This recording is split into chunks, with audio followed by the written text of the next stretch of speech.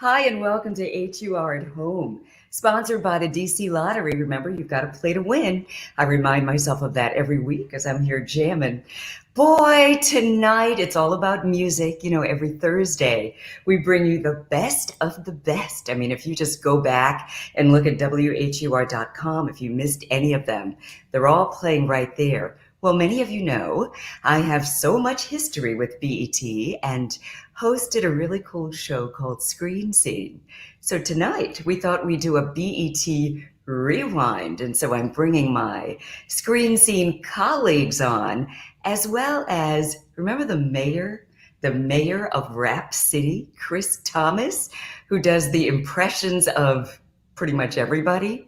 He's going to join us as well. So let's get this BET rewind party started. I'm going to start with my former co-host, Mr. Harold McCoo.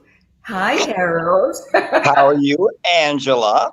I'm doing well. It's kind of like we're doing our TV show together again. It is. It's How and are you? I'm doing just fine. I can't complain. Life is good when you have your health, Yeah.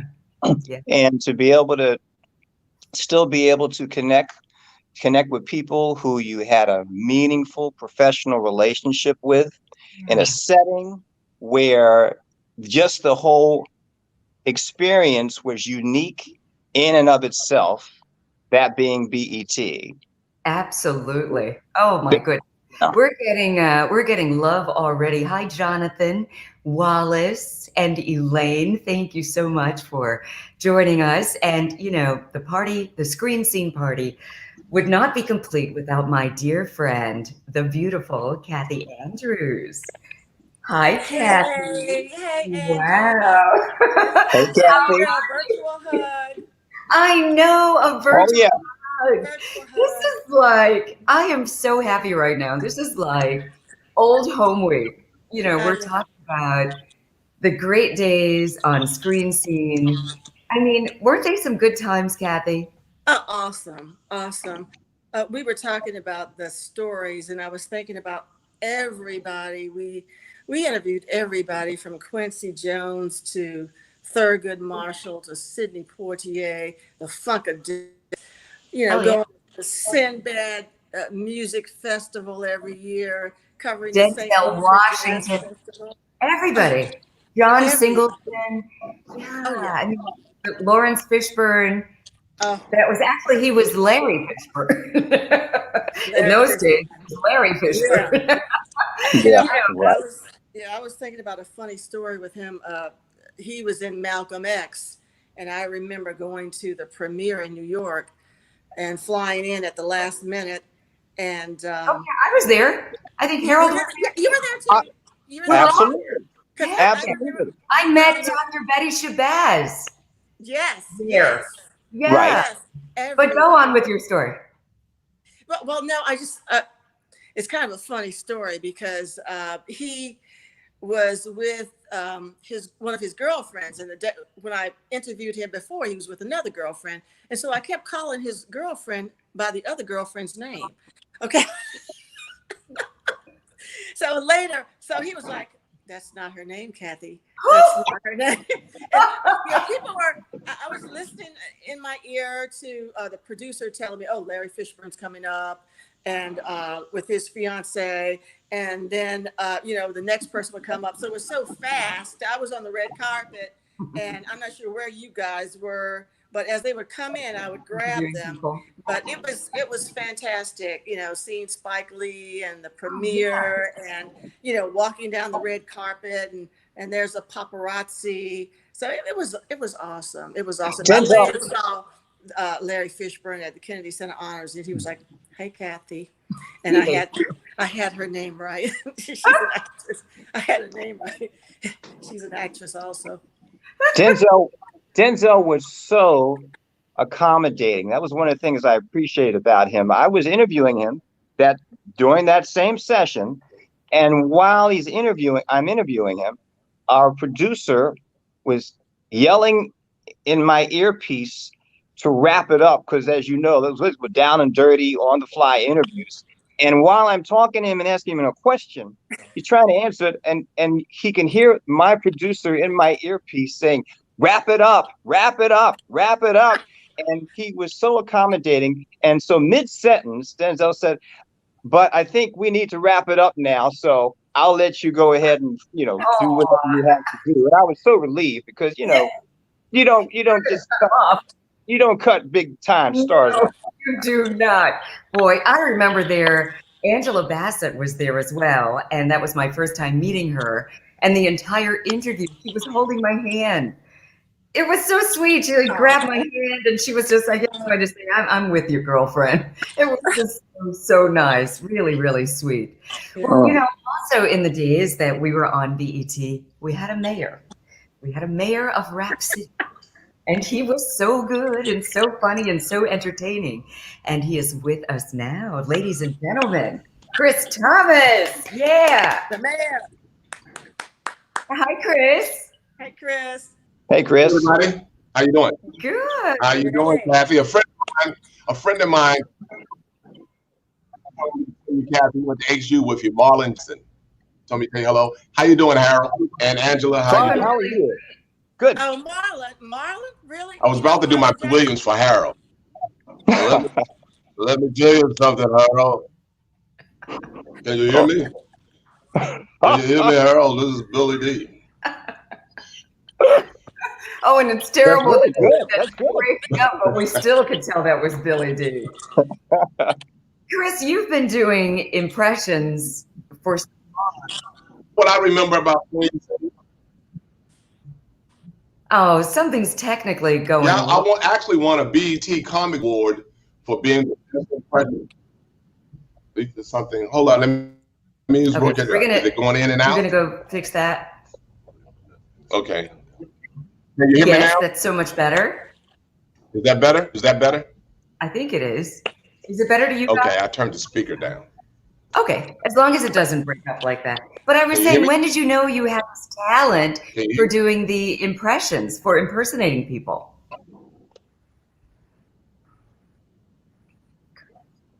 Well, when I realized I couldn't fly.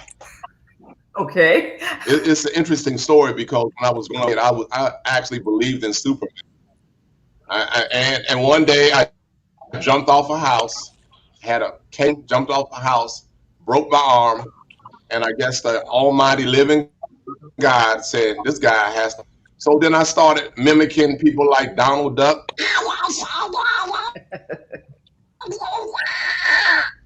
Bill Cosby, this is the story of the story. Richard Pryor, this is something I never thought that I would ever do, is be on screen scenes with Harold and Kathy and Angela Stribling. You know what? I remember back in the day, it just blew me away that just like now, that you've got that gift. And, we all kind of brought our own thing to BET, right? Back in those days, I remember. Yes. Right? And Harold, people used to always ask you when we'd be out, somewhere doing, films, interviewing people. One of the first things people would say is, "Oh, are you related to Marilyn McCoo?" You never will live that down. And I guess you guys kind of are. I met her for a few years in a row. She and her husband perform on the Soul Train cruise. Which you hosted. Right. Yes, I remember. I remember getting a flyer for that. I wish I could have been on that cruise. Yeah. Oh, yeah. You definitely want to do that one of these years. Yeah. And Kathy, Kathy would always start singing that song. Go ahead, Kathy, sing it. To answer. One of the You can probably sing a little bit better than I can. Willis, Kathy, sing that song in there. she sang that song. Kathy Andrews. I used to irritate One less anthem. bell to answer almost every day. When Marilyn performed it, I took a video of her on stage singing that, and I meant to send it to you. I have it. I'm going to find it. Wow. To you. Wow. She is always in Myrtle Beach. I mean, they travel quite a bit, at least before the pandemic. I used to see them all the time. And I watched those old videos of them with the Fifth Dimension. They were classic, man. Those They look good outfits, now. they still do, yeah, Amazing. absolutely. But So I I would remember love seeing to. that. I'd love to ask you guys some of your fondest memories, like, and maybe some of your most embarrassing stories when you're out there interviewing people or even on the set. I know I could start, or if someone else wants to start with an embarrassing story, I'd love to hear it. Well, I know for sure that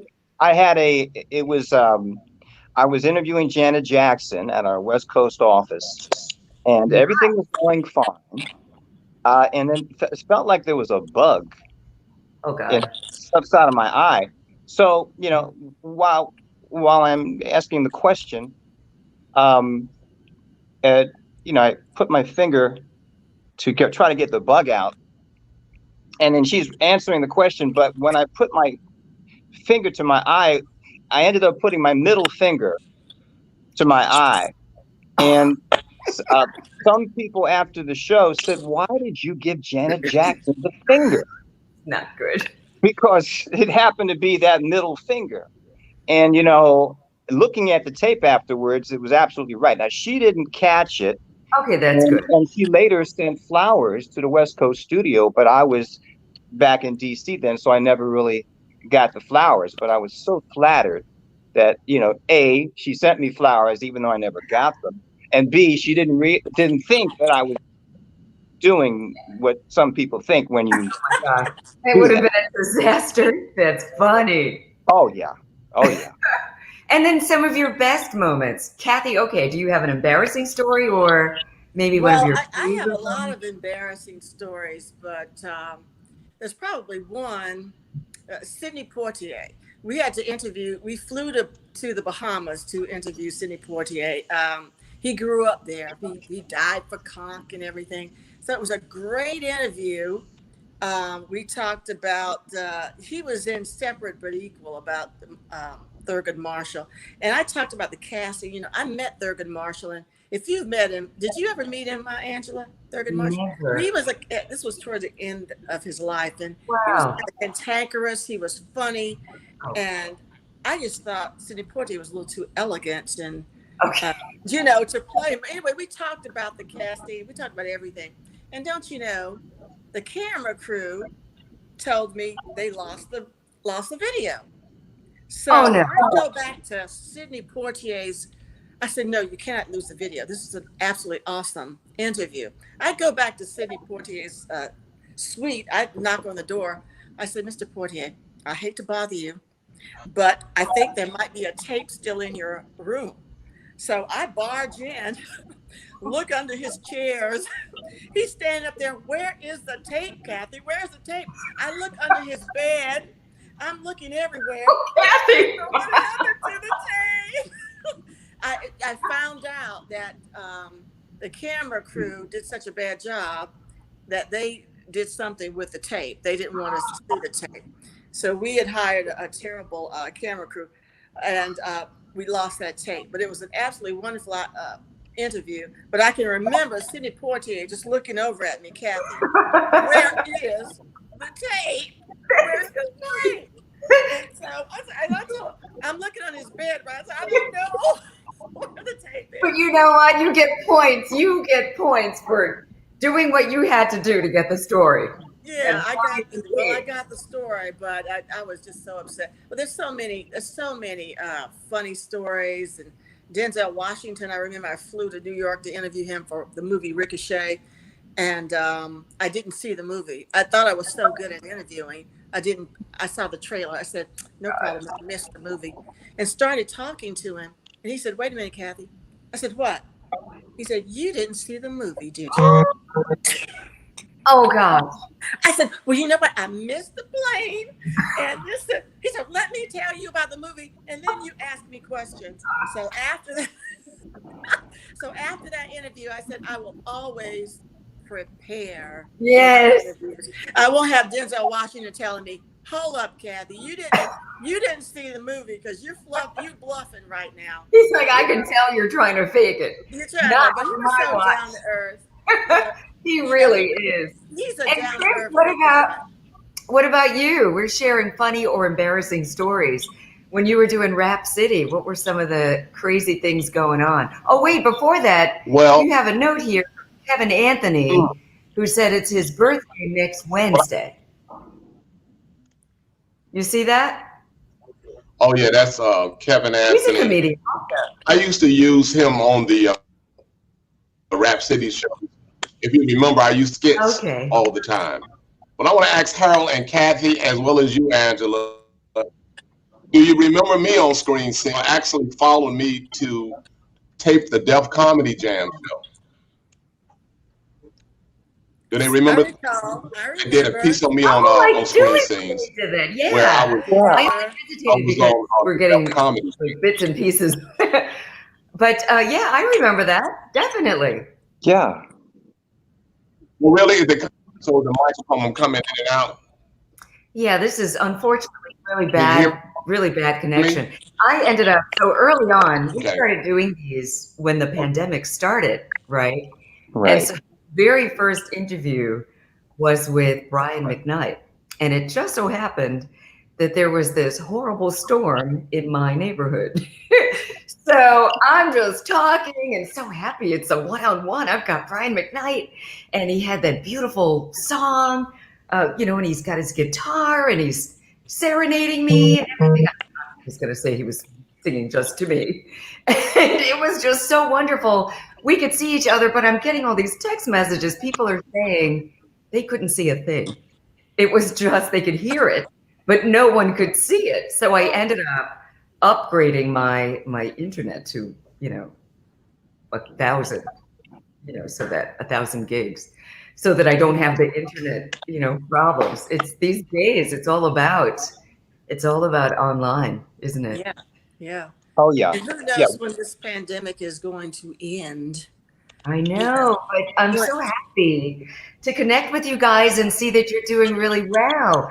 When you look at BET now, how does it make you feel? I mean, do you feel like it's completely different? Because I do. I feel like, back when Donnie was on, Ed Gordon, Madeline Woods, Jerry Carter, all of us, I mean, Right. it's like a whole different universe. Yeah. It's not the same. It's not the same. It's not the same. It's not the same like it used to be. It seemed like the BET. Completely different. Connie Clark says, what are our hobbies now? What are your hobbies, guys? What do you do? Hey, Connie. I know Connie. That's a good question. Connie lives in New York. She listens to you all the time. And she is originally from South Carolina. I appreciate that. Thank you. Yeah. Connie. Connie was telling me. Well, I go down to. I go down to this girl. Her name is Angela on WHUR. It's so good, girl. It's so good. I said, Angela who? She said, Angela Stribling. I said, I think I know her. So you are very popular across the country, Angela. Now, Connie's my best friend now. Yeah. I really appreciate that. And Angela, so you guys were going to tell me your hobbies, yes? Yes. I'm doing the same hobbies that I did when we were all working together. I love to run. I love to run in the woods and the park. I love to swim laps. I love to bike ride, and I love to work out at the gym. That's been my main core of peace of mind. Yeah. And it's just helped me through so many trials and tribulations in my life to better cope with all the different arrows that life sends at you. It always makes the difference for me. So that has kept me sane.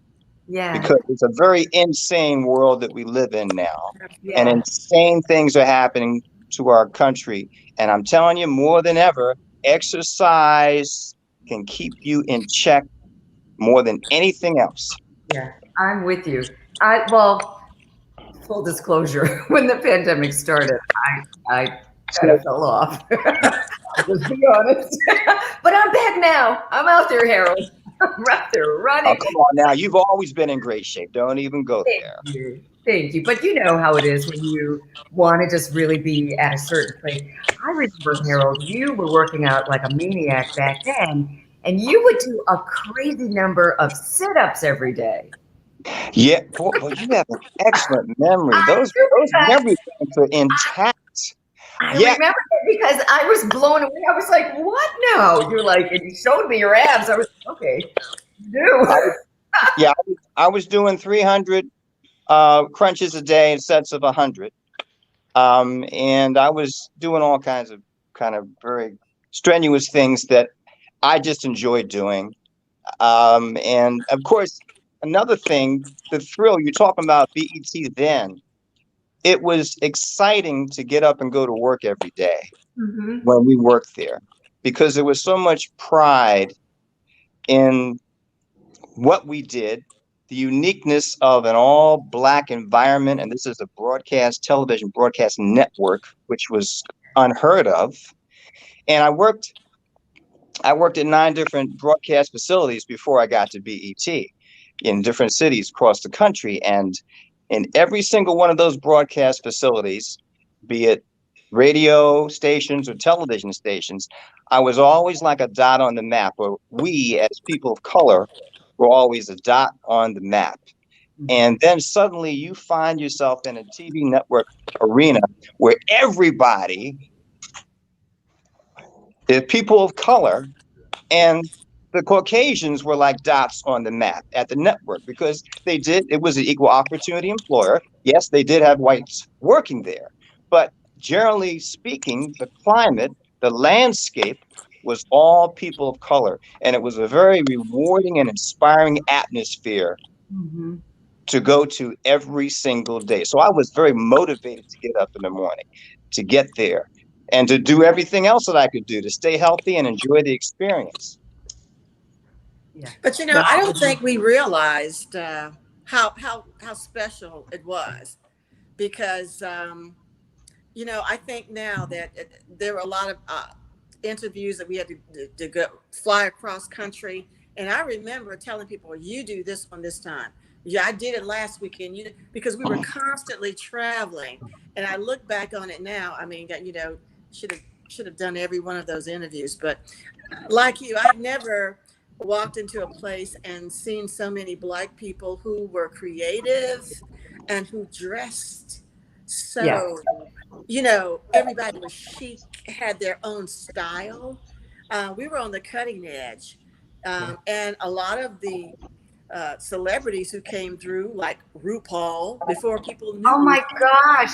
I was Yes. just talking about RuPaul the other day. But wait, let me just break in for just a second. I know Chris has another thing going on and he has to leave. He was just going to join us for a little Oh, while. no, Chris. Chris, thank you so much for hanging out with us tonight. Good to see you, Chris. Really good to see you. We're going to bring you back. We'll bring you back on another day when you have time. I know. It's a little sign language. Okay. All right. Take care. So good to see the mayor of Rap City. Thank you so much. Rap City. So, yeah, but you're right. I mean, the people dress. I was just, let me get back in the screen here. Because if it's on the screen, We're on the It's scene. not only if you're not. Because you're going to save that for the end. I know, I couldn't resist. I can't. But you know what? Kathy, you were mentioning RuPaul. I was just talking about RuPaul the other day. I remember when he had come to BET and he was just this little guy sitting in the dressing room, quiet, no makeup on, looking just very plain with pretty teeth. Mm-hmm. Right? And then he walks into one of the dressing rooms, Yes. no mirror, and he comes out this fabulous RuPaul. Yes. And it was so funny. He wasn't known then. It was so funny. He came back out of the studio. I said, "What's wrong?" "They won't mic me." Some of the cameramen wouldn't mic him. I said, "Well, I'll mic you." He said, "I'll mic myself. I'll put the microphone on myself." And, and that was the beginning of RuPaul. And now, RuPaul's drag Oh, Queen race.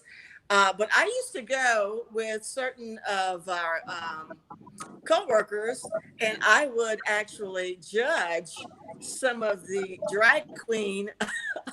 really? Um, I would judge. Okay, I was one of the judges. I mean, they had fun. I mean, so I think we were on the cutting edge of LGBTQ Yeah. folks, and because we work with so many people who dressed us every day. We got the clothes, and a lot of those people were in the community. And so it was no big deal to Yeah. us. And in fact, RuPaul was no big deal. I mean, some of the people, like the cameraman, macho cameraman, I'm not going to put a microphone on him. But I mean, now look at him, RuPaul. Right, exactly. And I knew who he was. I mean, I didn't care about anybody. It's like if you're a good Yeah. person, you're all right with me. Yeah. Some of our best friends, So Absolutely. Another one of our best friends, we were just talking about him before we went live here. We were talking about Derek Rutledge, who yeah. he's one of my BFFs, and I love him so much. Mm-hmm. He loves you. I'm telling you. Oh, I that's felt cool. him. I love him so much. Derek, the maestro of makeup. Yes. I named him that, Yes. I did a story on him, and I said he's the maestro of makeup, and then now he uses it all the time. I was like, you know what? You should pay me, Derek. Well, I looked up his net worth. Okay, I said, I don't know, Kathy, because it just like Harold said, it just kind of, it's the appropriate term because I've called him that too. oh, listen, I put it. Nope, you're getting no credit from us. I did an actual report on him. Okay. He was doing makeup for something. Anyway, but whatever. Other people will say, I did that. I called him maestro. You know what's so funny? Oh, I'm sorry, Harold. What he would do was like a painter paints paints his magic on the canvas. I would always enjoy when we would go to the dressing room to get ready for the show. And of course, we're all down there at the same time. Everyone has a chair, and I would see him working on YouTube, and he was so meticulous with the layers of all these things he was doing to you all, and then not that you all were beautiful au naturel before he even touched you. But what I'm saying is when he was done working on your faces, I was just blown away. It made you look like goddesses. He really did. And I'm sure we've all witnessed some of the transformations. I mean, some people come into the dressing room and you're like, this is going to be interesting just to see what Derek is going to do. And everybody just walked out with a very good look, with a unique, very good look. It's so funny because some people came into the studio. This was before I got ready to go on. And they asked me, they said, well, do you know where Kathy Andrews is? And this was, I had no makeup. Oh, no. And I don't know if you remember Ken posted. Ken was like in the next cubicle over, and he had a picture of me. And he put the picture of me in makeup. He said, Kathy Andrews. Kathy Andrews, okay. Before and after. Yeah. And they still didn't get it. They said, okay, well, when you see her, tell her we're in the studio. That is hilarious. Oh my gosh. I've got so many great memories. And with hair, I mean, Flavia. Right? I'm down here in Myrtle Beach with all this humidity. And it's hard to get to your hairdresser. I usually come to DC to get my hair done. Derek told me, you come all the way to DC? Yes. And you still do? Well, not now with the pandemic, no. But I did before. And I was there for my birthday last November. That's right. And you were away on a cruise, and we had a great time. Derek put something together at the last minute. I saw the pictures. Oh yeah. I was looking straight, and But you need Flavia whenever. So our glam squad, for those who are watching, Oh and my God. we're saying Yeah, these names and they don't know who we're talking about. Flavia is Derek just- Rutledge was our makeup artist, and he would have us looking fabulous. He'd go, okay, what colors are you wearing today? And then, hook us up. And Derek comes on this platform. I bring him on once a month, and he always Oh, you Okay. do? Okay. such great, He loves you. great information. Couple Flavia things. there. Couple things I want to acknowledge before I lose track of this, because these were some of the real high points for me. One of the high points for me was when you were transitioning to the Bet on Jazz, Angela, and Screen Scene was promoting the new program and everything that you'd be hosting, and we had the opportunity to sit down in the studio.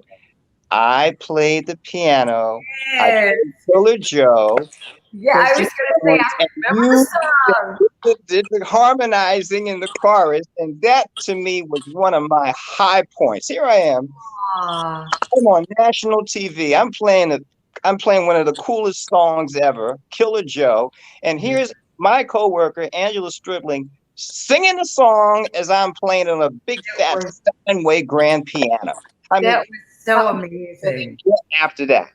It was, yeah, exactly. I agree. It was really amazing. And it was so funny. One of the reasons that Bob Johnson asked me to host the Jazz Network. Remember the St. Lucia Jazz Festivals that we used to, do? I mean, BET put them on the map, really.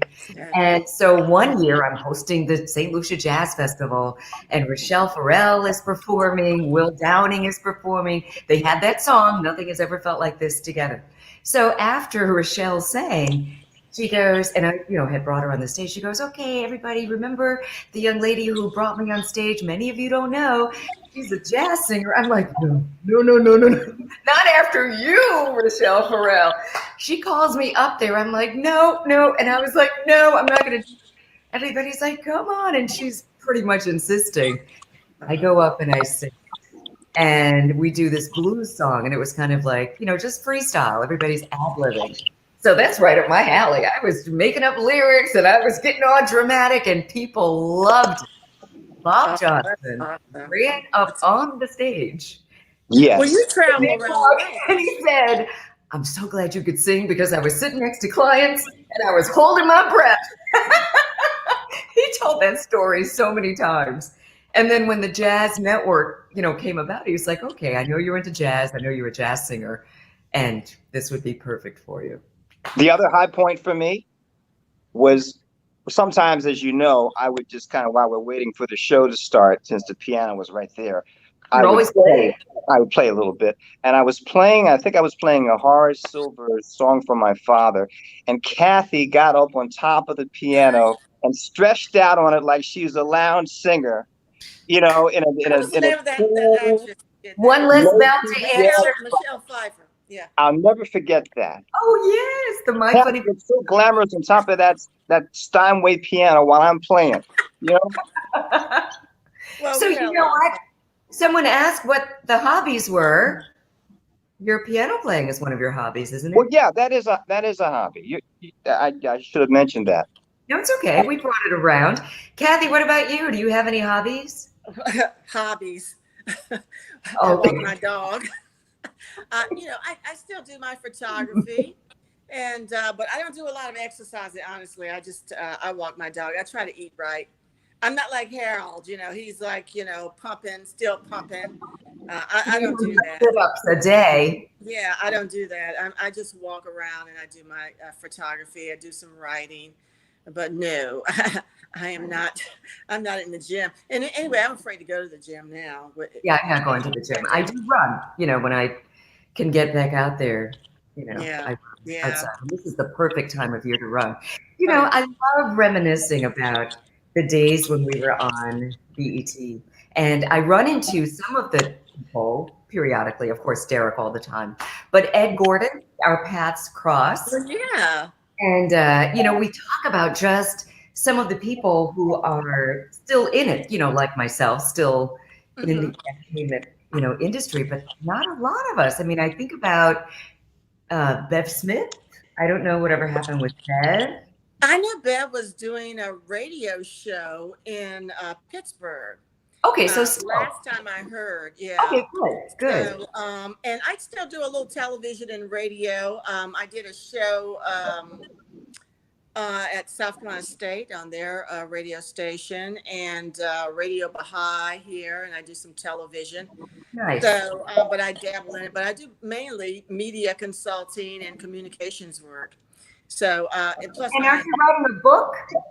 Yeah. How did you know that? I remember. I've been writing one for a long time. It's been a while, but still. Yes. And one is about the BET experience. All the interviews we did and all the characters we met. From Quincy Jones on. Political figures, Nelson Mandela.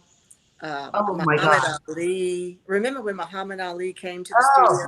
Tina Turner, Diana Ross. I remember. Oh my gosh, those are my most cherished memories. Meeting Nelson. I didn't meet Nelson at BET, but I went to the Bill Clinton inaugural ball, and I was dating a congressman at the time, and I was. Oh, I think I remember him. You remember that? And so I thought when we went to the inaugural ball, he said, "Okay, these are our seats. Who's sitting to my right?" Wow. President Nelson Mandela. Wow. Oh, and so and then so we spent all that time together. I've got so many Nelson Mandela stories for you, but anyway, I just wanted to mention that. But yeah, all the amazing people. Stevie Wonder, as you know, we met at I think it was the movie Jungle Fever. Yeah. And we've been close ever since. That's been a long time. I remember Stevie Wonder, you and Stevie Wonder. And I remember going to the Kennedy Center Honors and meeting everybody from B.B. King, who gave me one of his little guitars, Oh, I love and he told me, he said, "You got a ring on, big ring, but I can give you a bigger one, baby." And he was just he was such a sweetie. B.B. King, Aretha Franklin, Herbie Hancock. Herbie Hancock was always at the Kennedy Center Honors. He was. And, Cicely Tyson. Oh yeah. Just a lot of people, and I put a lot of those people on Facebook, on my Facebook page, which I cannot access right now. But just being in that atmosphere, being in DC, where everything is happening from politics to music. And I truly miss being there when Obama was in office, because he had quite a few musical tributes at the White House. I would have loved to go to at least one. Yeah. One. Yeah. But just to be in DC during that time, I know it was just, kind of interesting to be there, but it was just a wonderful time. I mean, we went to any place we wanted to go, we could go. We were the ones. I can remember going to St. Lucia for a calendar event. Don't you remember that, Harold? And yes. When I finally got there was Derek Rutledge on a catamaran in the ocean going, "Hey, Kathy. And we did a show around St. Lucia. Of course, we were in mosquito-infested hotel room. Don't you remember that, Harold? And yes, our producer, the late Laurence. I didn't stay in those places. For some reason, he had the best room in the house. He had like a suite. It was like someone, a king would sit there. But like we had these little small little rooms. I never forget that. We both complained we had to get up and host this thing, and we're itching, the next day. And people, I was like, you know what? I'm gonna get you loud. He said, "I didn't do it. Diva did it." Remember Diva Newman, who was also the producer? She went Diva. She said, "Diva made all the right," but we got him back because he forgot his passport or license, and so he was getting on this big jumbo plane as we were getting ready to leave, and there was some kind of situation with the girls. Somebody trashed a room, and the St. Lucian police were there, and they were looking for people. Anyway, I was trying to get on the plane. He says, I forgot my passport, but they know me over there. Remember that, Harold? And we were like, no, we don't know. We don't know who that is. So we made him sweat for a while, putting us in that mosquito-infested room. I said, no, we don't know. That was sweet revenge. He was like, Kathy, what's wrong? I said, do you know? I said, Harold, do you know this guy? How does he know my name? Yeah, I said, my God, who is this? I remember Marcia Parker. She's one of my guests. Yes, Marcia, yeah. Marcia was my producer on one of the St. Lucia trips, and that villa was one of the best villas I have ever stayed in. This might have been one of your producers stayed. Yeah, you got a good producer. That was pretty I amazing. remember we had to sleep with the sheets on top of our head. I'm like, what is going on? Oh, that's awful. And then the next day we had, Isabella says hello from Dubai. I love her. She is such a loyal listener to WHUR, and she's always on the HUR at home. We really appreciate you. So hello in Dubai. That's on my bucket list. Dubai. Yeah, I've got to go. We have to go hang out with Isabella. And Charles said, does anyone remember Sonia Live? Sonia Live. Sonia Live? Sonia Live? Is that a person or? I have no idea what that is. Maybe Sonia Polacco? Just says Sonia Live. I'm not sure. But and Anthony writes, hi Anthony. He writes, Bev Smith is in Pittsburgh, but she stopped the radio show. She's doing it from her living room. Okay. Oh, so she's doing it from her living room now. Okay. No, she was doing it from her living room. Now she's not doing it at all, I guess. Oh, okay. I that's remember cool. when she was in Pittsburgh, yeah. Yeah. Wow. Good times. The good old days. And so Kathy gave us a nice update on what she's doing now, a little bit of television. I think once this is in your blood, it's kind of hard. You can't get it out. Right. No, we have to get it out. It's always there. It's always in your blood, Oh, Charles said Sonia Live was a talk show at noon. I don't remember that one. I remember that one. I don't remember, but thank you. It was I guess in the 90s, it was Sonia Live. I remember there was an automated show. It didn't stay on for very long. I don't know if that's what they mean. TV show by Sonia Friedman on CNN. Oh, CNN. We're talking about BET. Talking about BET. So Charles, we're BET alum. Yeah. Yes. And Robin Breeden, I don't think Robin had a show on BET either. I know she was on the radio. But this is Oprah. Did she work for Oprah? I'm not sure. I mean, yeah. And what that about was Nancy a different Robin. That was the Robin in the marketing department. I think Charles was talking about on-air Robin. So, but okay, Harold, we were waiting for you. What are you doing these days? Well, so after Screen Scene, I went to a Fox affiliate in East Texas, 90 miles east of Dallas, and I was anchoring. As a matter of fact, somehow Kathy found out that I was anchoring there. Someone called the newsroom, supposedly a viewer, and the person was saying, "Oh, your new anchor. He's just amazing. He's just so this and that." And then Kathy called me and said that she called the newsroom just to compliment me because she knew that I was actually anchoring there. And I was thinking, who is this person going all wild over me just because I'm anchoring this newscast at the Fox station? So anyway, I did that for a couple of years, and then I missed What a good friend, though. What a good friend, Kathy. That was awesome. Yeah, but so do you remember? Feel free to do that for me, like whatever I'm on. Be anonymous. I'll act like I don't know you. That Angela. Oh, you're awesome, Angela. Someone said she's quite the social influencer, Angela. I said, yes, she is quite the social influencer. But do you remember, Harold, you used to work for a shopping channel, and that video is still on YouTube where you fell off a ladder? Yeah, that was You are selling a ladder. Oh my And you're God. telling people how That to was use the ladder. that was People, Wait look a on YouTube. okay. Gee, Okay, so thanks wait. for Let's just bringing bring that that up, back for a Kathy. second. Okay. I Yes, forgot that, Tries to show people how to use this ladder. And he that gets to was the top of the ladder, and the ladder falls. that was that was one- Please, people, go to YouTube. Look up Harold McCoo that was one Shopping Channel. was That is still the funniest thing. I One of the can't funniest things I've ever seen. Have you seen I that, can't fight two women at the same time when they're going at it. Harold? That was one of Gosh, I wish that you was had that video so you could show it right now. Have you seen it, Angela? Have you seen it? okay.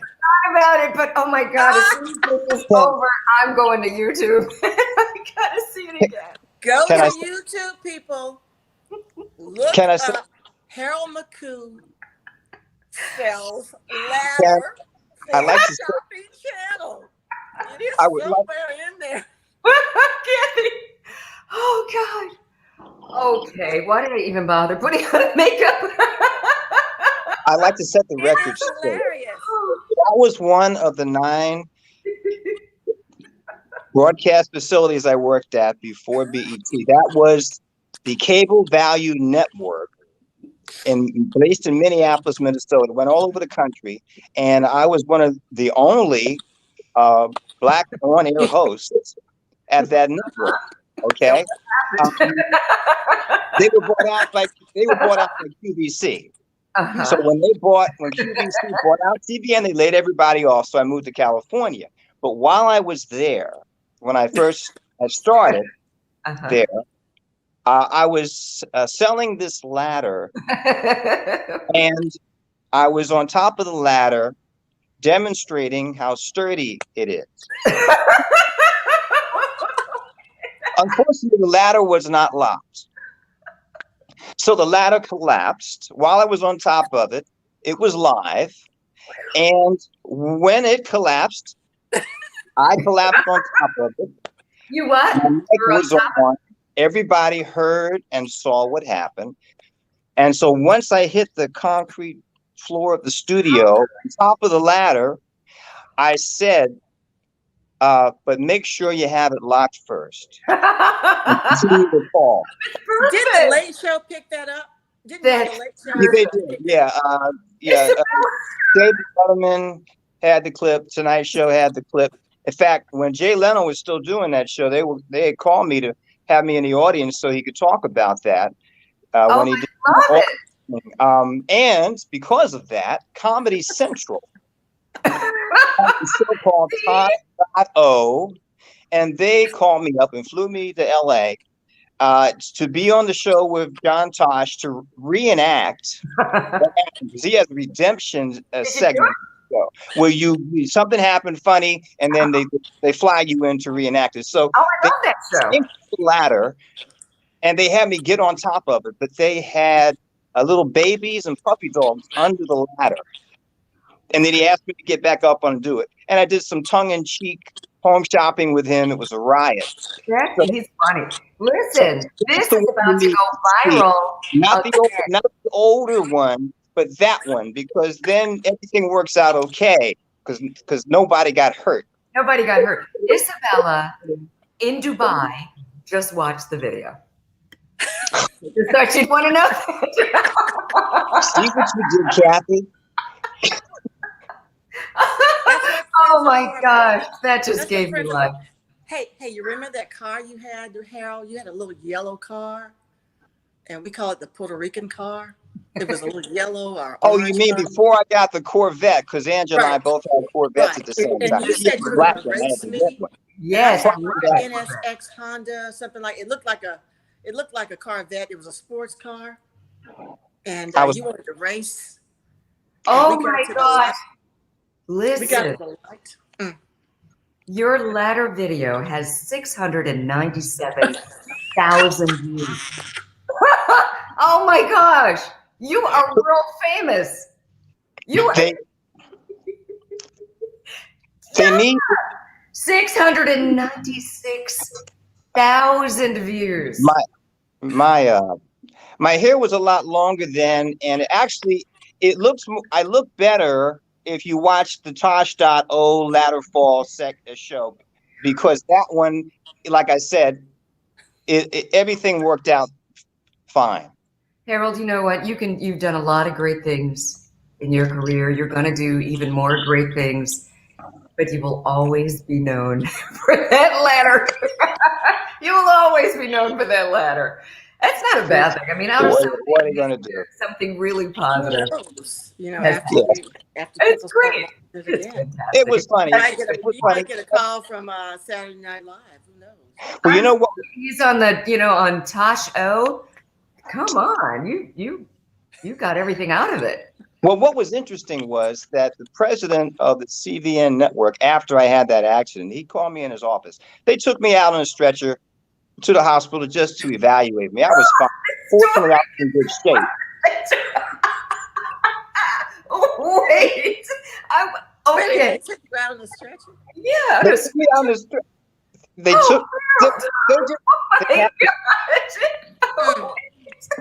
have to take precautions when you fall like that. They have to be sure you're okay. Take that. Okay. This story gets worse. I didn't think it could get, better, actually. This is the best story I've heard in a long time. In his office after this all went down, and he said, Harold, I don't think anyone could have handled that as professionally as you did. Yes. After falling on a concrete floor with a ladder underneath you, to continue to be positive and professional and save the day by saying, make sure you have it locked first and continue to call so people don't feel like this product is an inferior product. Yeah. Right? Oh, yeah. No I way. didn't set No way. Right. So that's what happened there. But that did lead to VH1 network doing a top 20 funniest videos of all times. And I think mine was number 5. Yeah. VH1 used that. Impressive. And so, but so remember when James Brown came to the studio and his wife at the time, do you remember that? So James Brown is on Video Soul and his wife was just, she kind of micromanaged everything. So she's out there on the set, and at the time, remember they had all these cables on the floor, and she's, they're rolling. This is live TV. So, James Brown is up there doing his thing, and she's trying to tell him, tighten your shirt and, all this stuff from, and she tripped over one of the cables and fell face down on the floor. And, the show is still going on, but then she raised her hand and said, I'm all right. She's just waving her hand. I'm all right. She never moved. She stayed there until it was a break, until a commercial break. And the crew, they were laughing so hard. And they move, but you could see their shoulders going up and down from laughing. Oh my gosh. There's some crazy, crazy, crazy things that happened. Oh yeah.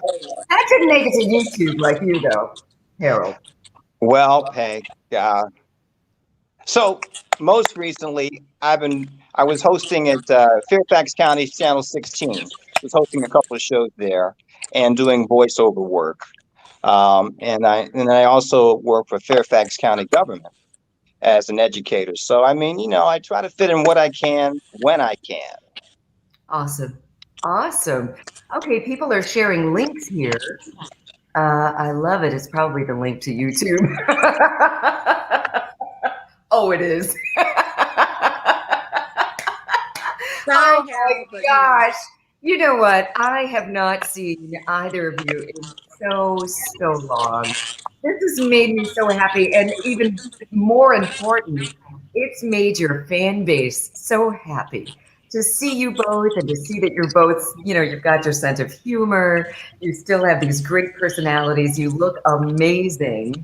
Thank you. Being healthy in this pandemic. We just really appreciate you and wanted to catch up. And, you gave such great programming back in the day. Both of you, I hated to step away from screen scene, but I love stepping into Bet on Jazz. But who better to leave it in such capable hands than you two. You know. Well, we all of us built a great friendship and professional relationship in the process. And I think that means more than anything because, jobs come and go, Yeah, but the friendships that continue make it all worthwhile. Because absolutely. when you can relate to what you're doing and when you're in the same arena, you have an understanding and empathy for what it's like trying to make it in the industry, maintain in the industry, and deal with all the craziness that goes along with being in this industry. That's right. You're Yeah, absolutely right. and people don't People, realize the work that goes into they have Right. no actually clue. producing a show, the Mhm. teamwork. Oh, You depend on your producers, your mhm. cameramen, and when you don't have a good cameraman, when you don't have a good producer, Oh, you don't it'll have a mess good and show. sound and lighting, Right, all of that. Thank you. right. She said fun show. Friendships are forever, especially true friendships. You're right, Connie. Uh, and Jennifer said, put the link online all by herself. We're always going back to YouTube. That is the I theme gotta of this watch that again tonight. conversation. Good Lord. Every time I watch it, it's so good. Oh, it's up there I'm again. watching it again. Oh my gosh, I love this so much. I love you both. Thank you so much for just being on our platform this evening. It really brought me so much joy, as you can tell by my running mascara. Laughing. Listen, don't even talk about it. I know Derek is gonna, but anyway, thank you so much, sweetie. It's so good seeing you. It's really Um, wonderful seeing you Good too. seeing you.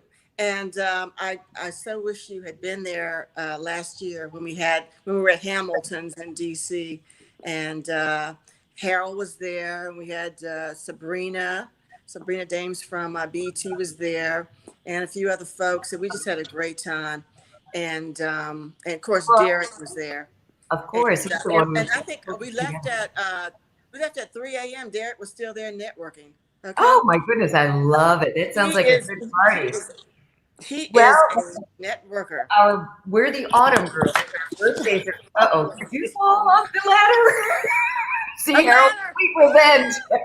Don't Harold, blame it on me. was Don't blame doing, it on me. Don't do it. I'm he falling. was like, I'm Don't do it. falling. he was sitting there meditating. See, that's what you get. That's what you get, Kathy. See? See? What goes But around comes around. it does quickly too, Sorry right? about that. It's Oh yeah. real.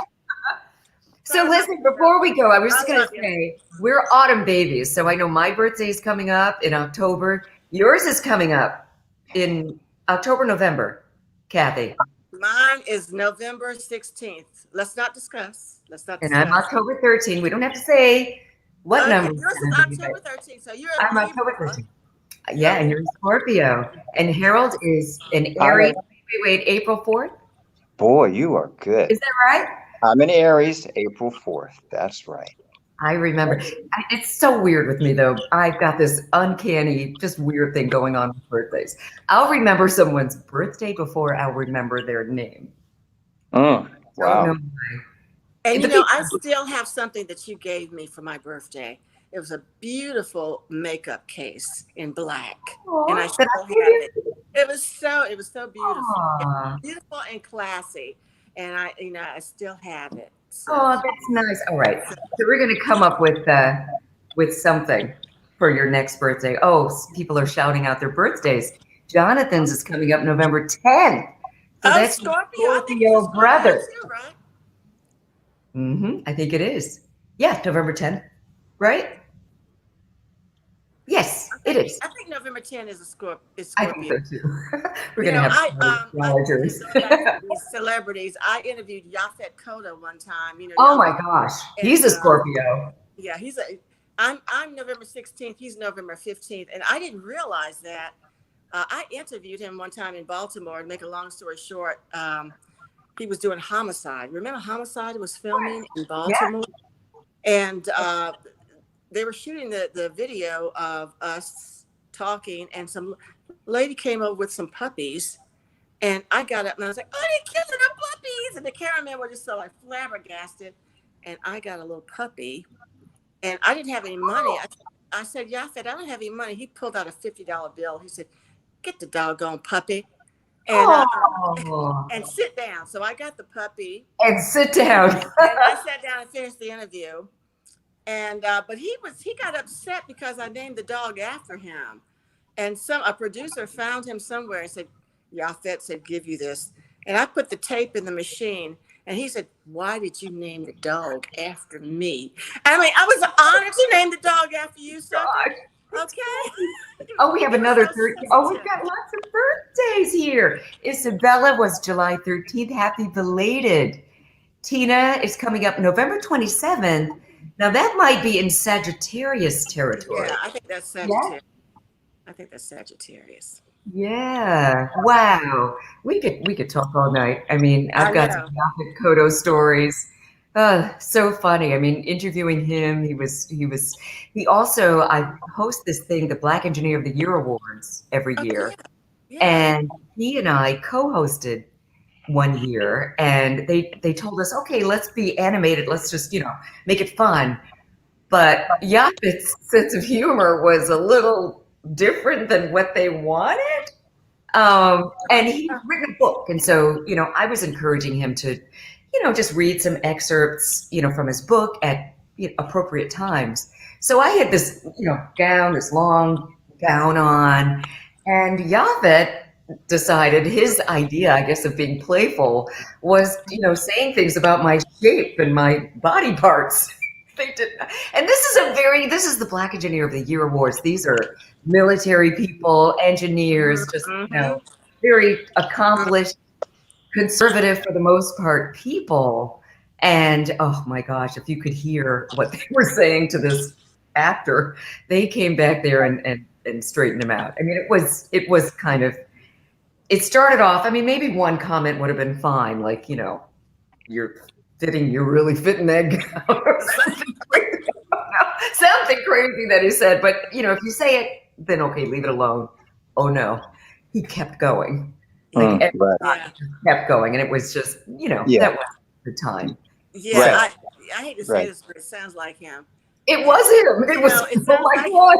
And unfortunately, that's my memory of Yaphet Kotto. I'm like, well, the guy will never go back. But What I are you gonna remember do? him saying to me, you would never look at me if I was not a celebrity. Okay. Okie dokie. All right. Okie dokie. You know what? Thanks for the dog. Okie dokie. But thanks for the puppy.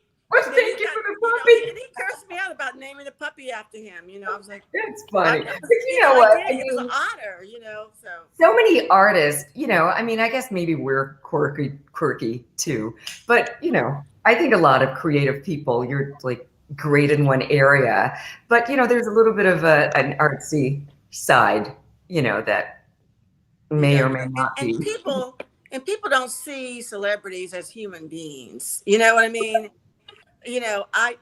Everybody is the same. Yeah. Everybody is the same. I can recall interviewing Michael Jordan in Chicago, and all of these people. I love Michael Jordan. I had a crush on him. I think I had a Life-size poster. Yeah, she had it right by her desk. That's right. I loved him.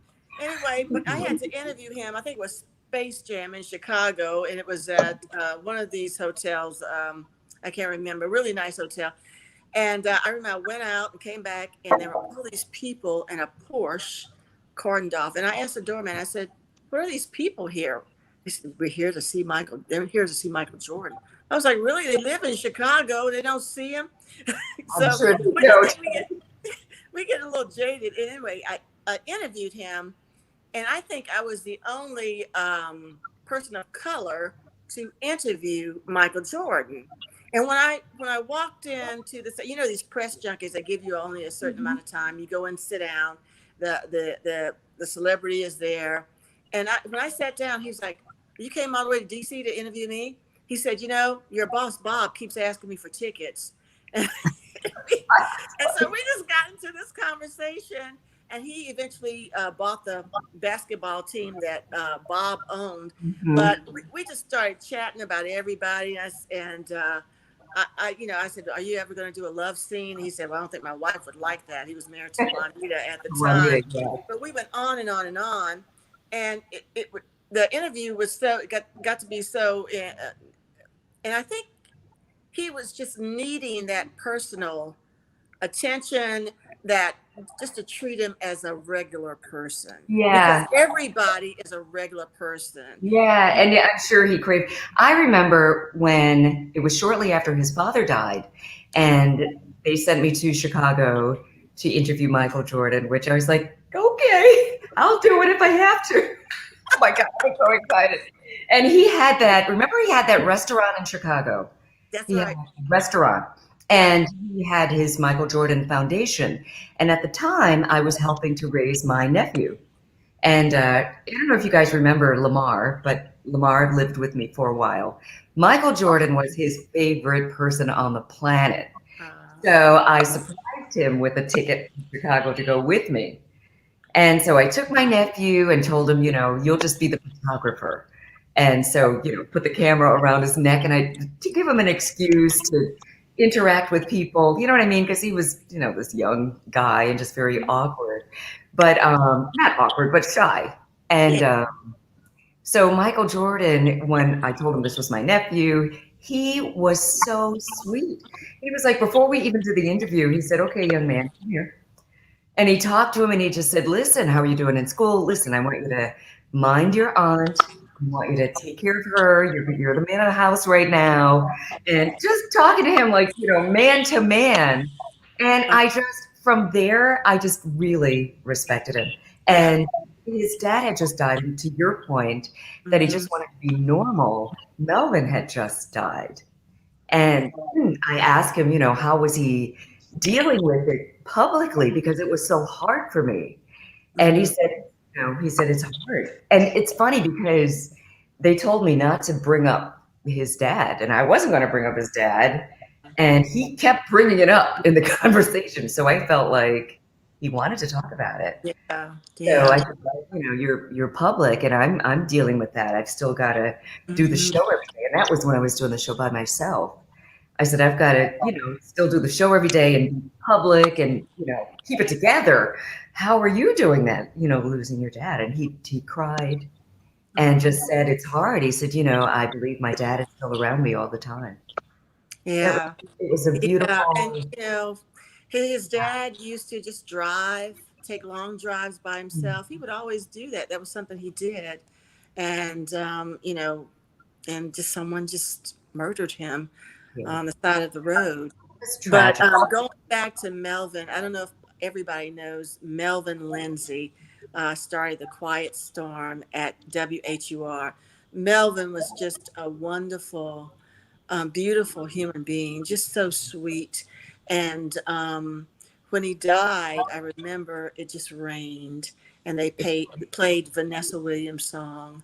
And how does it feel working at WHUR, where Melvin got his start and where the Quiet Storm started? That must be kind of surreal for you. It's surreal and it's beautiful. It's beautiful. I mean, Melvin was my best friend. And when he took his last breath, I was holding his hand. I don't know if you guys knew this story, but, I would go and see him at Sibley Hospital. So many people from BET wanted to go and see him, but they had to limit the number of people around him. Right. So I would go and, take messages or whatever. So I would try to go at least, once or twice a week. And so I had just gone to see him. But the next day I went into, Scott Perkins was our art director. And I said, Scott, everybody wants to say something to Melvin. Could you create like a poster or something and, take it around, and I'll take it around as well and get people to sign it. I'm sure you guys signed it. Yeah. And, I would never go and see Melvin 2 days in a row, but just for some reason, I wanted to do this. And so that next day, I go to the hospital and I get off the elevator, and all of his family, they're around. They're like, "Oh my gosh, I'm so glad somebody called you." I'm like, nobody called me. And I go into the room, and his mom is, I loved his mom. His mom loved me too. She always felt like I was, I guess, the daughter-in-law. And So she was holding his hand and she beckoned for me to come over and so I could hold his hand. And I showed him the poster and I held his hand. I mean, I'm sure he, wasn't aware of what was going on, but I was holding his hand and he took his last breath. And you're right, it was raining. It was like the worst day of most of our lives. Yeah. But every time I hear that song by Vanessa Williams, I can't recall. Which song was it? It's what's the name of that song? And it's about rain. It's a beautiful song. And that night. In the comment section, she's given some hints. Who knows the song? Vanessa Williams. About the rain. The rain. I can't remember, but it was. Did someone tell you? No, but anyway, it was. It's a beautiful song by Vanessa Williams, and every time I hear it, I think about that rainy night when he died. And I remember someone came over to me at BET and said Melvin just died. It was just heartbreaking. And then Harold and I had to do the show. And I did it talk for a while. I was still doing it. I did it for a long time before Harold even came on board. Yeah. But at the time, I don't think you were so crushed you couldn't do it that day. Oh, you mean that day? I see. And so there's no way. And did a show about it was about Melvin. And because I remember going over to your place. Yes, your place, and we interviewed you, and that's right. It was your two kitty cats. Yes, and I love your kitty cat. Now I've always wanted one of a space. Oh yeah, you would love Jasper. Oh, Someone. Jasper. Okay, wait a minute. No, Jasper. The best. I'll tell Jasper. His Aunt Kathy said hello. Okay. Darlene said, "Save the best for last." That's it. Anthony said, "Come rain or come shine." It's save the best for last. Save the best for last. Save the best for last. Yes. Wow. It was just so appropriate, and it was just rain, a soft rain. It was a quiet storm. A quiet, and Quiet Storm lives on WHUR. I mean, that's the original Quiet Storm, which is, they play it in almost every city in the country. And I remember, Vaughn Harper, who, he's passed away as well, but he and Melvin were doing the Quiet Storm. Melvin started it. Vaughn was the first, to pick it up. I wasn't, here then, but later on, even by the time I moved to Washington, D.C., Vaughn was still doing the Quiet Storm in New York. And, at HUR, even though other stations do it, I don't think they do it quite like we do. Not like WHUR. No, this is the original. No station like WHUR. None. And that's why we are #1 in every single blue part. Yeah. I think even Isabella listens every night from Dubai, every day, every night from Dubai. And we appreciate you, Isabella. But I get calls from across the country and saying, do you listen to this Angela on WHUR? I said, who are you talking about? They said, Stribling. My girlfriend in New York State, I mean, she tells me about what you have on, when you talk about relationships and different things on your show. As a matter of fact, so Pillow Talk, we're on hiatus, but it's going to come back. It'll be on Sunday nights. And so I was on, or I'm going to be on, Real Housewives of Potomac this Sunday, and you have to watch. Let's text each other. Everybody, let's watch. And, I'm going to be on my Instagram and Twitter and all of that. So I'll just tell you a little bit. So Karen and Ray Huger, do you watch?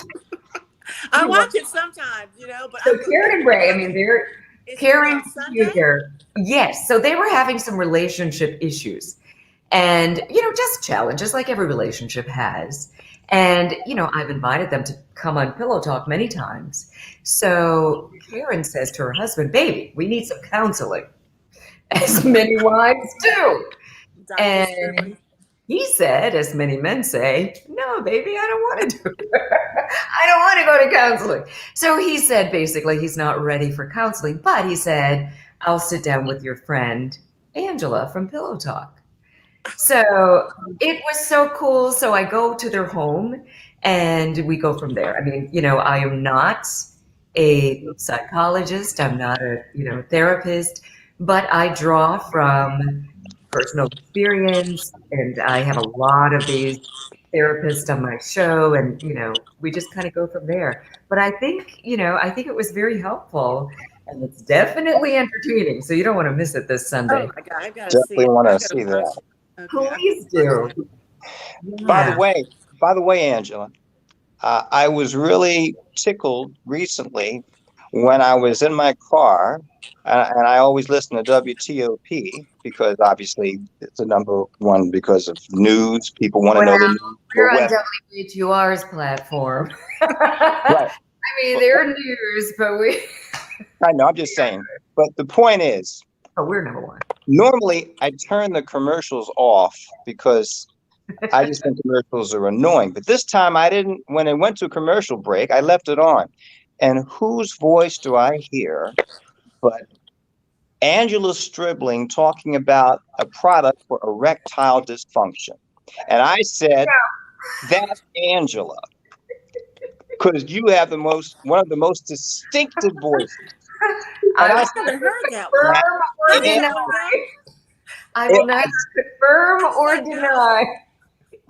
I said, there she is, because I know your voice like I know my face. I know what I look like, and I know your voice. And I just want to compliment you on your perseverance. You laughing, Kathy? Listen, we did the spot at WHUR, and they gave the permission to that other stations can use Yeah, it. whatever it But is. it's important. I mean, why not coming from a woman to say, look, there's no shame in it. Guys, if there are issues, we want to see you get that handled. And you said it with such authority. I'm telling you, listen. I meant every word. Oh my gosh. Sure, the sales went up after hearing you promote that product. That's all I'm going to say. It's a good company, and it's all doctors, and it seems like it's really a good thing. And I'm all about couples getting together. I am Miss Pillow Talk, and that's right in my wheelhouse. And There we you talk go. all the time about, what can you do about getting the relationship better? Sex is such an important part of any relationship. So I think both parties should do whatever they need to do to get it back right, get everything working right. Get it right. What are you selling for women? Women of a certain age. Yeah, there's so many things. Oh, this is turning into Pillow Talk. There you go. Do you Lots of watch secrets. that show on Netflix with I got a lot of good advice. Frank? But anyway, people ask me this all the time. I'm going to ask you, Angela. Well, why are you married? Angela, are you married? I am not married. I'm a single woman. And I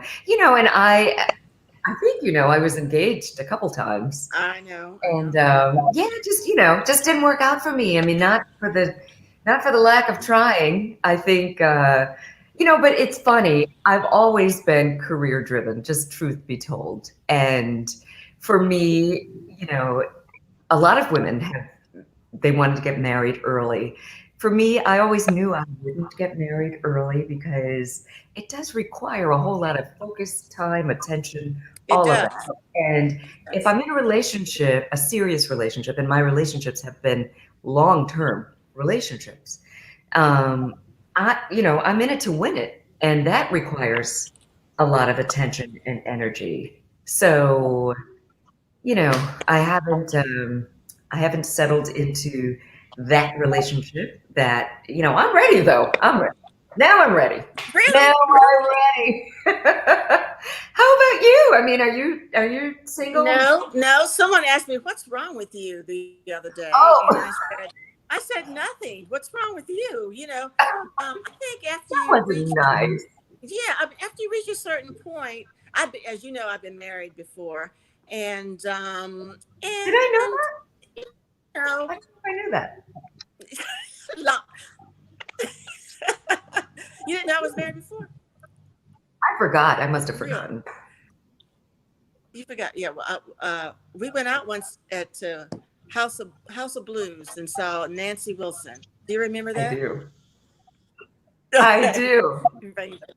Bring about your Yes, memories I there. do remember. And anyway, but I think after a certain point that you become comfortable within your own skin, and you don't need it. I mean, everybody wants companionship, but I mean, most of the women who have had careers and still working or whatever, they're pretty happy and content by themselves. At least I am. So I don't know if I ever will. So I'm good. I'm really good. What That's about a you, good Harold? thing. Yeah, Harold. I remember Harold was married, and you have a son, right? Yes, I do. Harold White McCoo III. He was just a little Yeah. baby, uh, and we had him on the show. Right shortly after he was born. In fact, Kathy even had him in her right on the anchor desk. He was just a Oh, little, that's nice. and he graduated from the United States Naval Academy a year ago as a commissioned officer in the Navy, and is now a aviator for the Navy, protecting our country, based in Florida Okay. at their base. Can't think of the name of at this particular moment, but he's learning how to fly all the Navy's aircraft, and I'm very proud of him. We stay in touch. I am divorced. I always like to say happily divorced, and I'm glad that I had the experience, and that I have a son, and that I have a legacy, and that we have an excellent rapport as father and son.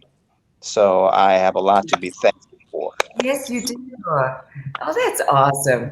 Okay, so let's see. I'm trying to see the comments here. Angela Humphrey says, I'm so blessed. Wait, let me bring it up here. Maybe you guys can see it.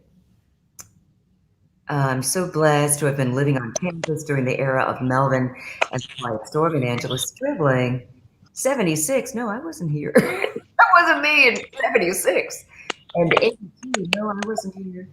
Um, Thanks for the memories. Okay, so she was here when Melvin, a little after that, but I really appreciate you. Thank you. Yeah, that's good stuff. Pensacola, Florida. That's where the You're like, aviation. I'm Pensacola, Florida. determined. That was funny. You're like, hold on.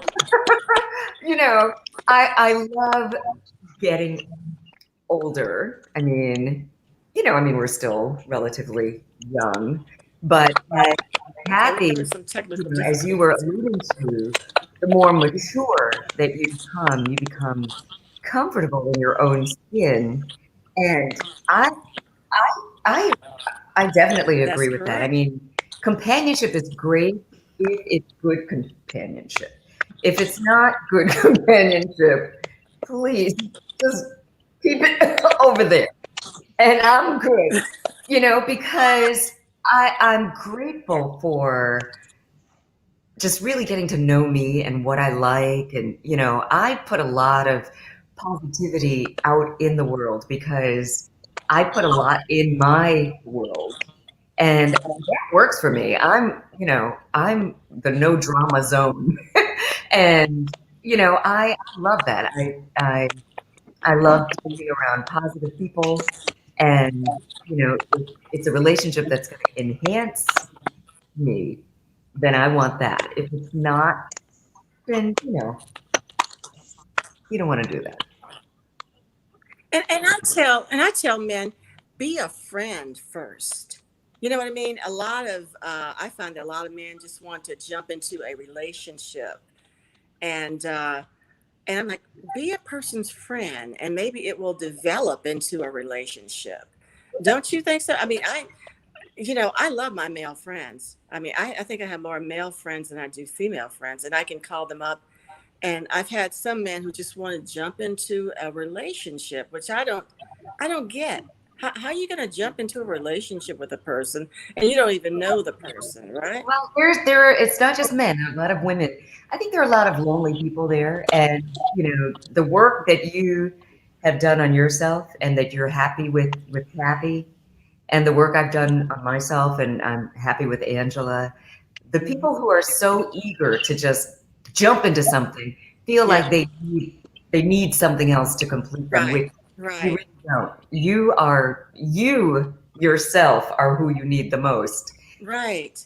Right? And So once you come to that, then you can have a good union with someone. right. Right. I just I don't understand that, you know.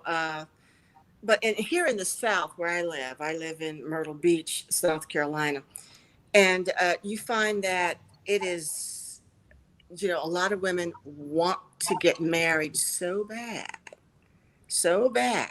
that they will just jump into a marriage. They want that wedding. They want that pretty dress, and they want, you know, they want to be a princess for a day. I say have a party, you know, marry yourself. But anyway, it's just, and I think they get into things that they shouldn't get into just because they want to be married. I Connie, know yeah, so many people. she says, Connie Clark said, everyone wants and desires to be with someone wonderful, and we don't want any old body. You're right. We don't want any Right. old body. We don't want any old body, Connie. Nope. That's correct. And Harold, since this has turned into pillow talk, Apparently. it's Kathy. She's the one directing it there. I'm happy to go along, though. So what about you? I mean, are you looking for love? Are you happy with your singleness? Where are you in all this? Well, first of all, I was always a very off to myself person, and I enjoyed my space. I enjoyed my privacy, and I was always career driven. And being in broadcasting, especially on the television level, you find yourself moving around a lot. It's almost like being in a service. You're going to different stations in different markets, trying to work your way up the ladder. So deep relationships were not. Oh, go on. Jasper. It's Jasper. He has no fur. Hi, Jasper. That just threw me for a second. So Poof, a cat. a hairless cat at that. Hairless That's the cat. prettiest hairless cat I've ever seen. A sphinx. But go on. Yes. He just wanted to say hello. Oh, that was very, very nice of him. So Mama. I'd say yes. But you were going move. So Move along, Harold. Move along. So I tried to stay clear of deep heavyweight relationships because I knew I'd only be at a station in a given city for, X amount of time, and then I'd be moving.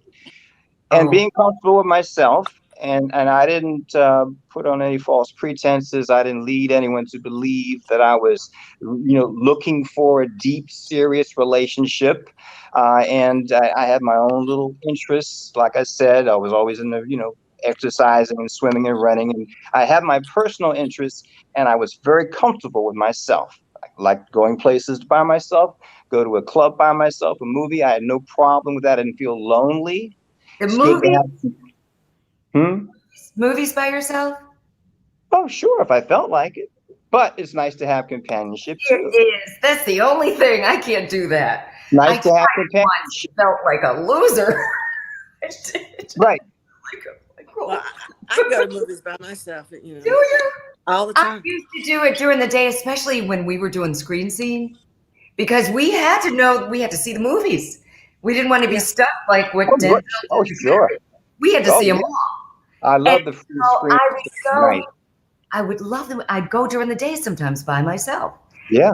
And one evening I went, and that was the mistake. I went to the movies in the evening by myself, and I was going couples, and it was a comedy, and I wanted to laugh and kind of hang out with someone else. You know what I mean? Sometimes it's Yeah. So I won't go to a restaurant by myself, but I'll go to the movies by myself. In a restaurant, you're like, shoot. We're just messing up Harold's story.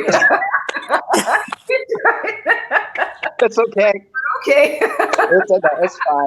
I know I'm outnumbered. I'm not Your story's interactive.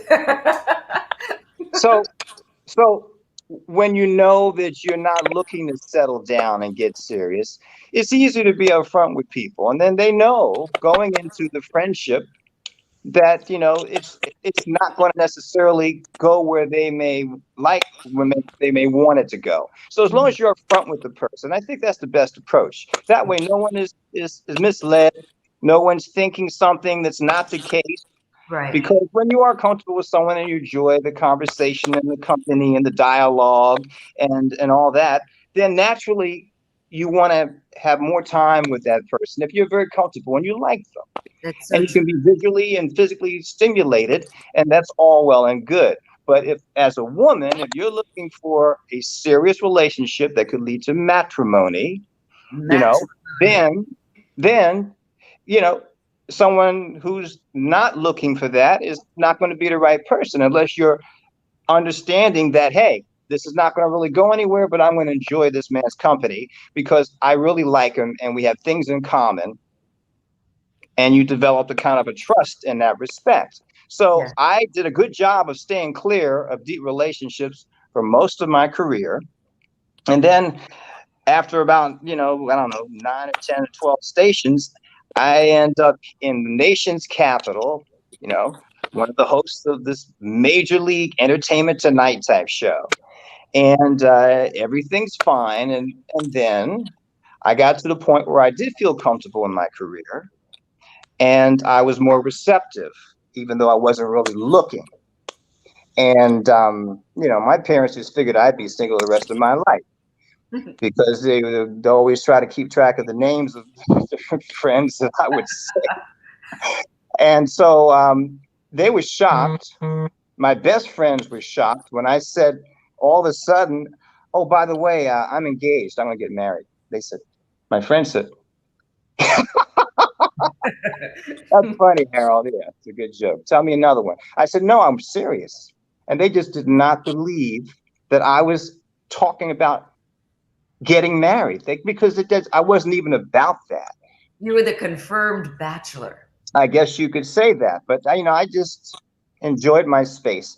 So then when I felt mentally, I'm in a good place now. And I said, my parents, they probably would like to see me settle down. And I felt more comfortable with the idea of that. And so I made a rush to judgment, something I had never done before, Oh. and decided to just go full force and jumped into a situation. Uh-oh. And I think when you do that, you shortchange yourself of having the time to really get to know the person. The intentions were good, but you really need to know the person that you are thinking about marrying. And So now I have to ask you this question. So just how fast did you jump? How long did you and your ex know each other before you got married? well, let's say that I got I didn't make like a real formal proposal. But the other person started talking about, we can do this, we can do that. We had so many things in common. And then one evening we were eating and I said, I think maybe we should take a look at an elongated situation. And the other person said, is that a proposal? And I said, well, yes. An elongate. Wait. Hold on. I think we should take a look at an elongated situation. What does that mean?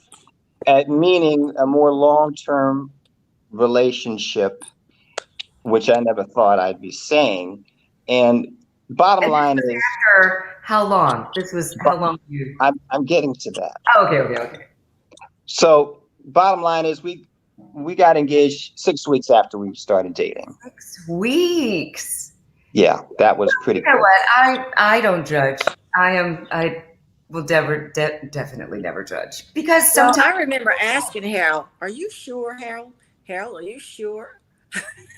do you remember, Harold? I kept asking her, "Harold, are you sure?" Do you remember? Yes, actually, I do remember. My best buddies, they could not believe it. But all I'm saying is, if you take the time to get to know the person, I think living with a person is almost should be a prerequisite, because you don't really get to know a person until you live with them.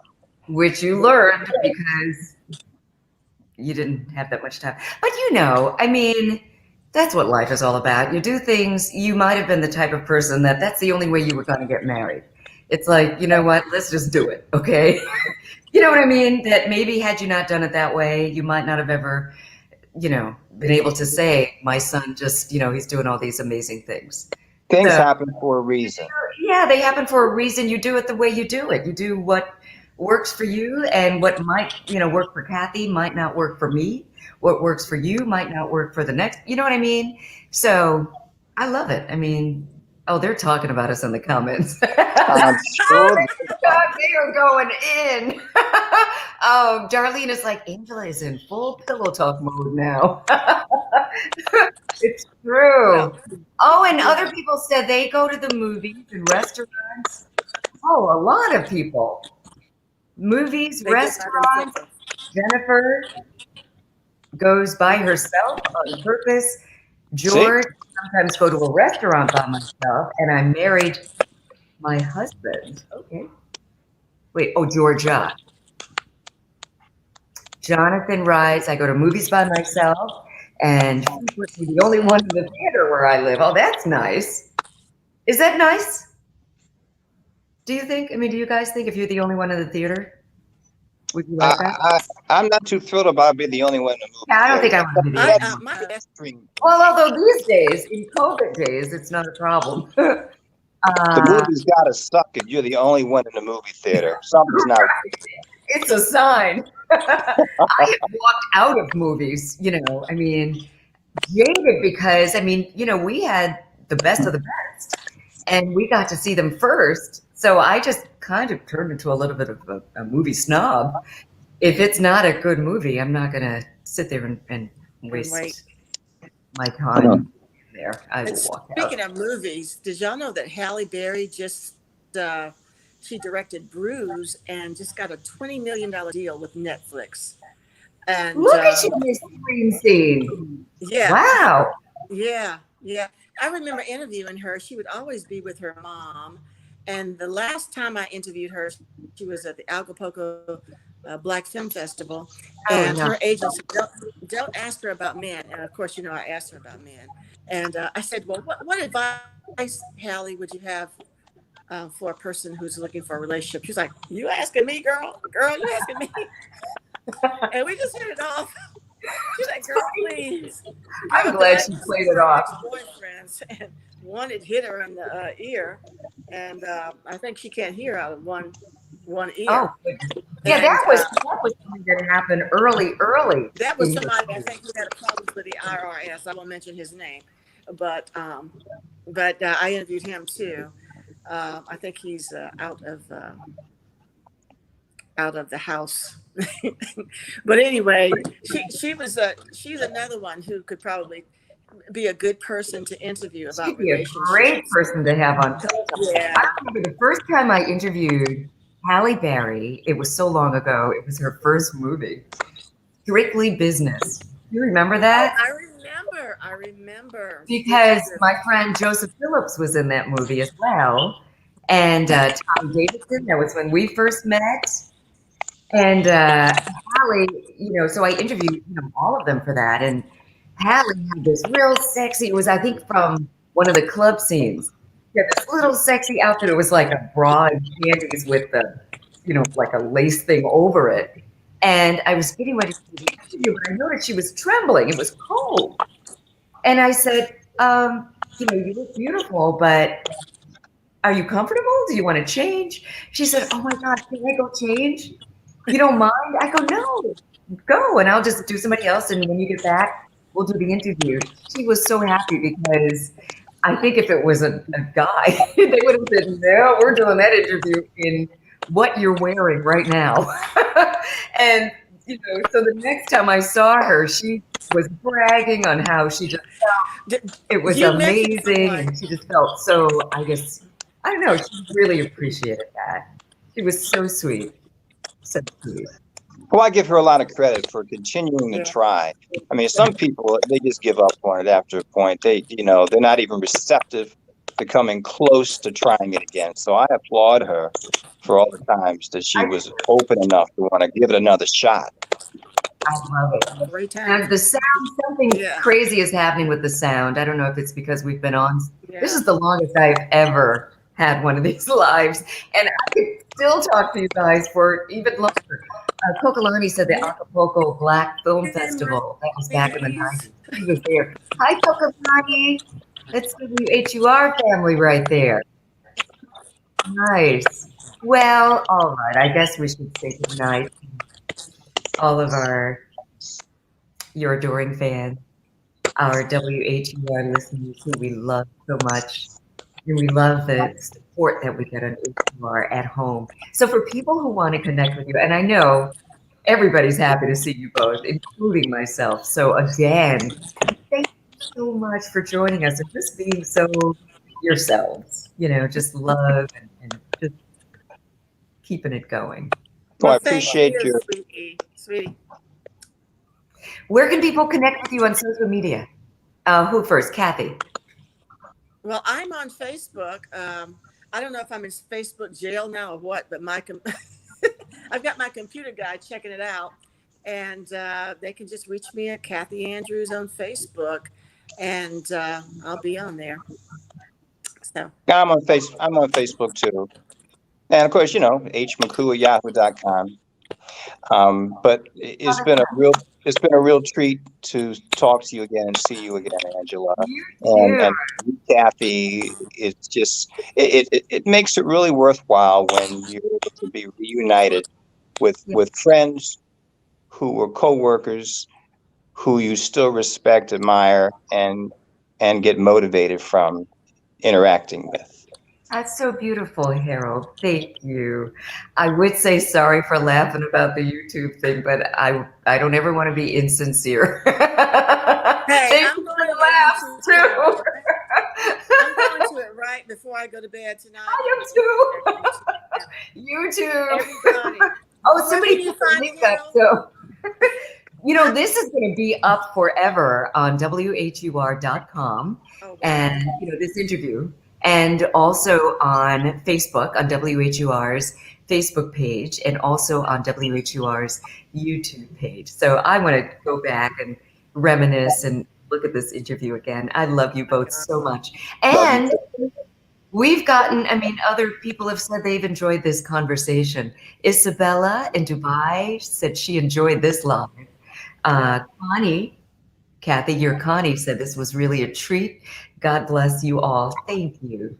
Georgia Bryan says congratulations to Hallie. And Kokalani says this is nice. Georgia says blessings to you all. Have a blessed night.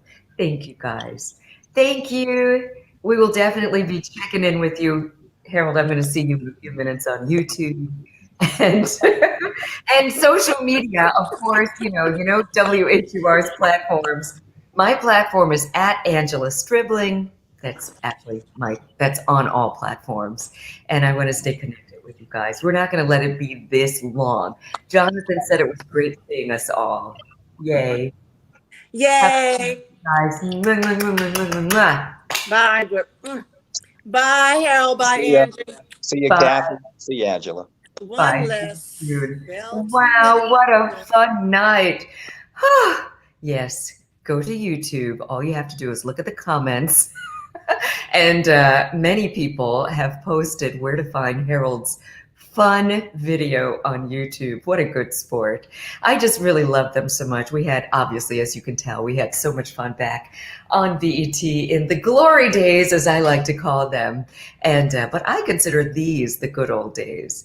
And I want to say to all of our WHUR listeners, thank you so much for all you do, especially for keeping us number one.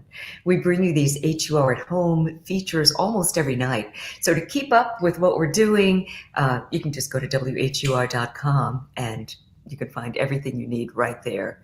I'm Angela Stribling. Connect with me at Angela Stribling. I've got a lot going on and I want you to be a part of it.